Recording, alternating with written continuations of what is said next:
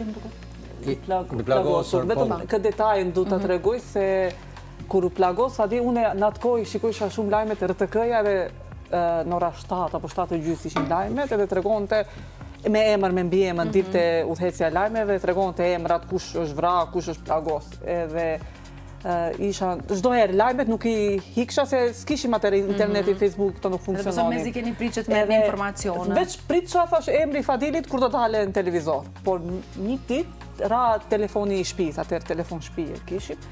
Edhe mi shok i Fadilit edhe më thot Fadili thash plagos. Unë ashtu isha e hutume dhe them ku, çka, si, nuk kisha as informat ku është, çfarë vendi është, si është. Edhe ma tregoj papa i vendi diku në Shqipëri ku ishin. Edhe unë i them ku është i plagos, thot në kam.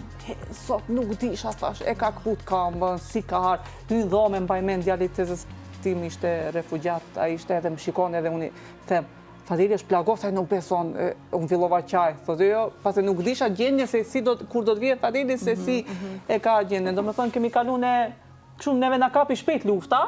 Dhe sa ku keni qëndru kështu pa informacione sakta për njëri tjetrin? Unë i ika, Flora, i ika. Do më nuk e lajmëroma që po shkoj, thash po shkoj me takun. Po nuk më tregoj. E pse zgjodhe këtë mënyrë, ta leje pa informuar? Shkoj një motër, kam një motër në Shqipëri, dhe unë ashtu kisha takon.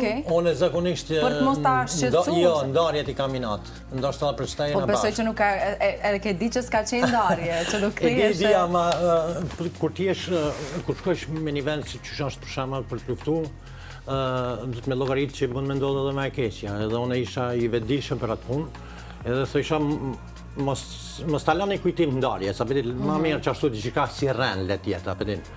Po dashti zoti edhe kalu mirë, tash jemi bashk, ashtë mirë mësë mi përmen ato, sepse neve në ndërton e kaluara, po është shumë e rëndësishme e ardhmja, do me thonë...